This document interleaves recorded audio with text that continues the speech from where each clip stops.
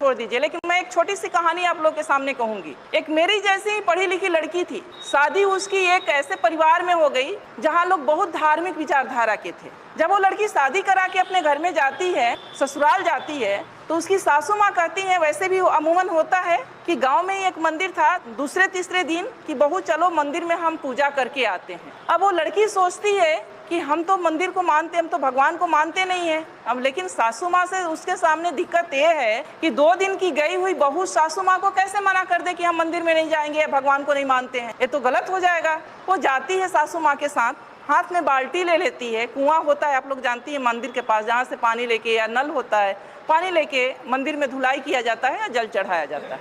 वो जब वहाँ पहुँचती है बाल्टी लेके, तो देखती है कि गाय का मूर्ति बाहर बना हुआ है। वो गाय के थन के नीचे बाल्टी रख देती है। सासू माँ अभी ये गाय दूध देगी तो घर ले चल के खीर बनाएंगे। उसकी सासू माँ हंसने लगती है कि मेरी बहू तो पागल है, ये पत्थर की गाय कहीं दूध देगी। बोली अरे मैंने तो ये सोचा था कि ये गाय दूध देगी और हम घर में जाके खीर बनाएंगे।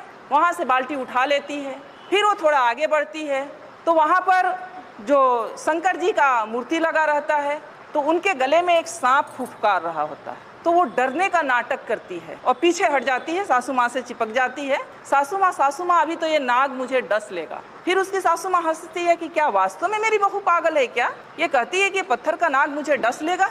तो कहती है तुम पागल हो गई हो क्या, ये तो पत्थर का है, ये क्या तुम्हें डस सकता है?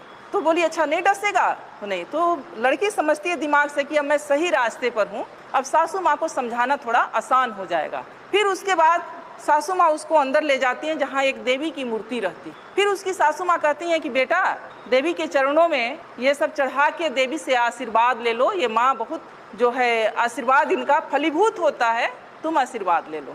जब ये बात उसकी सासू माँ कहती हैं, तब वो लड़की कहती है, अपने सासू माँ के चरणों में गिर जाती है, कहती है कि माँ अगर गाय का, पत्थर की गाय अगर दूध नहीं दे सकती और एक बाघ भी बाहर बना हुआ था, उसे भी देख के डरी थी, पत्थर का बाघ मुझे काट नहीं खा नहीं सकता, पत्थर का नाग मुझे डस नहीं सकता, तो ये पत्थर की देवी मुझे आशीर्वाद भी नहीं दे सकती। मेरी देवी आप हो, मेरी देवी आप हो और मैं तो आपकी सेवा करूंगी और मुझे तो आपका आशीर्वाद चाहिए। आज समाज में क्या हो रहा है, मैं महिलाओं को थोड़ा आईना दिखाना चाहूँगी। आज समाज में क्या हो रहा है, हम बहुत धार्मिक बन रहे हैं, हम खूब पर्व त्यौहार कर रहे हैं, तीज त्यौहार कर रहे हैं, मंदिरों में जा रहे हैं, तीर्थ स्थानों पर जा रहे हैं, और घर में हमारे बुजुर्ग को हम पूछ भी नहीं रहे हैं कि आप खाना खाएंगे या नहीं। वो हमें बोझ लग रहे हैं। हमारे वृद्ध हैं, हमारे बुजुर्ग वृद्धाश्रम में जा रहे हैं। तो ये कैसा धर्म है?